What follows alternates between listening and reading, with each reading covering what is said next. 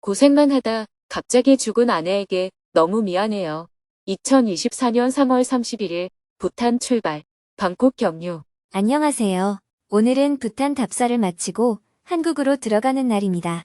한국에서도 많은 일정들이 예정되어 있기 때문입니다. 스님은 새벽 기도와 명상을 마친 후 6시 30분에 숙소를 출발하여 9시 30분에 바로 공항에 도착했습니다. 공항에서 간단히 아침 식사를 한 후 탑승 수속을 하고 11시 50분에 부탄을 출발했습니다. 4시간을 비행한 후 현지 시간으로 오후 4시 50분에 방콕 공항에 도착했습니다. 공항에서 하룻밤을 보내며 원고 교정과 여러 가지 업무들을 처리했습니다. 방콕 공항에서 7시간을 보낸 후 새벽 1시 45분에 인천공항을 향해 출발했습니다. 오늘은 법문이 없었기 때문에 지난 22일 수원에서 열린 행복한 대화 증문즉설 강연에서 스님과 질문자가 대화 나눈 내용을 소개해드립니다. 고생만 하다 갑자기 죽은 아내에게 너무 미안해요. 아내가 췌장암으로 2달 만에 죽고 2년 5개월쯤 지났습니다. 한 푼도 없이 결혼해 아내가 더 고생하며 집을 장만하고 퇴직금과 보험금도 남겼습니다. 아내는 즐길 틈도 없이 급작스레 세상을 떠났고 저는 아내 대신 가지 못한 미안함과 아내가 남긴 재산 때문에 지금 큰 부담을 느끼고 있습니다. 그래서 병원도 다니고 상담도 받고 있지만 모두 제 마음의 문제라고 하네요. 이런 상황이 성벽처럼 굳어져서 이사도 못 가고 맛있는 것도 못 먹고 난방도 에어컨도 못 켜고 있습니다. 스님께서 해주신 죽음에 대한 말씀을 많이 들었는데 아내를 대신해 죽지 못한 미안함과 아내가 남긴 것들 때문에 너무 고통스럽습니다. 그래서 스님께 의견을 구하고 싶습니다. 네, 지금 병원에 다니고 있어요? 예, 그렇습니다. 그런데 수면 유도제도 통하지 않을 정도로 정신과 몸이 함께 아파요. 시간이 지날수록 상태가 더 심해집니다. 보통 이런 일을 겪으면 처음엔 충격 때문에 매우 힘듭니다. 하지만 1년, 2년, 3년이 지나면 점차 잊히고 마음이 안정되며 새로운 인연을 만날 수 있게 되죠. 부모를 잃은 자식이 계속 부모가 돌아가신 그때의 마음이면 어떻게 살겠어요? 자식 잃은 부모가 계속 자식이 죽은 그때의 마음이면 어떻게 살겠어요? 못 살죠. 남편이나 아내를 잃은 그 순간의 슬픔에 갇혀 있으면 어떻게 세상을 살겠어요? 죽을 것 같죠. 그러나 시간이 지나면 다시 웃을 수 있게 됩니다. 사람은 혼자 살아가거나 다른 사람과 함께 살아가는 존재입니다. 즉, 정신이 건강하면 이렇게 살아갈 수 있어요. 하지만 시간이 지나도 죽은 사람이 잊히지 않고 더 괴로워진다면 정신질환이 있을 가능성이 큽니다. 과거에는 사랑 때문이라고 했지만 사실은 정신질환이 어떤 충격에 의해 발병한 것입니다. 따라서 정신과 치료가 필요합니다. 이미 정신과에 다니고 있다니 치료가 쉽지 않더라도 계속 다니는 것이 중요합니다. 치료를 받지 않으면 정신 건강이 악화되어 자살할 확률이 매우 높아집니다. 자녀가 있나요? 예, 21살 된 아들이 하나 있습니다. 살아있는 자녀를 생각하면 아빠라도 건강하게 사는 게 낫겠어요. 아빠가 병들거나 죽는 게 낫겠어요? 아이를 위해서라도 제가 사는 게 좋겠다는 마음으로 살고 있습니다. 지금은 아내를 위해 할 수 있는 일이 없습니다. 하지만 아들을 위해 할 수 있는 일은 있죠. 할 수 없는 일에 집착하다가 할 수 있는 일을 놓치면 또 다른 후회를 불러올 겁니다. 만약 아들에게 문제가 생긴다면 그때는 더 큰 후회를 하게 될 거예요.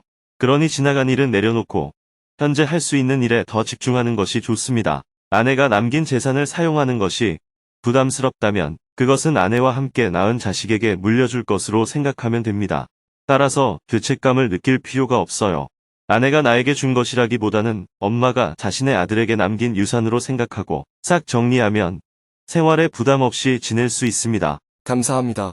옛날에는 죽은 남편을 따라 죽는 아내를 열렬하고 했습니다. 지금은 그런 행위를 심리학적으로 정신질환에 속한다고 봅니다. 어떤 충격을 받고 정신질환이 발병해서 자기를 해치는 자살을 하는 거예요. 자살 행위는 살인 행위와 마찬가지입니다. 누군가 저에게 저는 더 이상 살고 싶지 않아요. 죽어도 되나요? 라고 묻는다면 제가 뭐라고 대답할까요? 아이고, 그러면 안 돼요. 살아야 해요. 라고 할까요? 저는 네, 살고 죽는 것은 당신의 자유입니다. 라고 대답할 겁니다. 그럼 죽어도 돼요. 라고 물으면 저는 하지만 죽으면 당신은 살인자가 됩니다. 라고 말합니다. 왜 제가 살인자죠? 라고 묻는다면 당신이 누군가를 죽였기 때문입니다. 법적으로는 처벌받지 않겠지만 사실상 살인자입니다. 범죄자가 되고 싶다면 그렇게 하세요.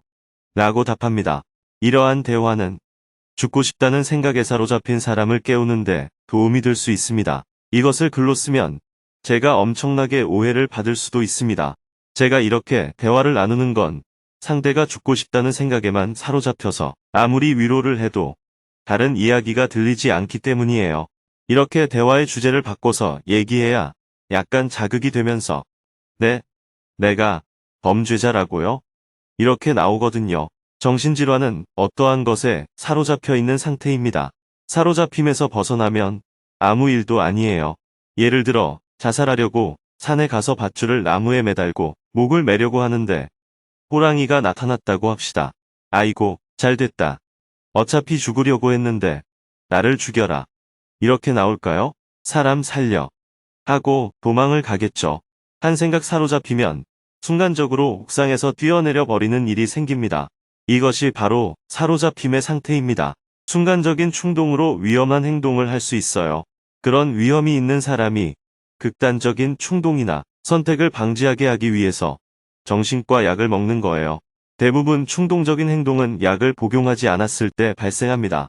약을 복용하면 완전히 나아지지는 않더라도 극단적인 상황으로 가는 것을 막을 수 있습니다. 그러니 꾸준히 약을 복용하는 것이 좋습니다.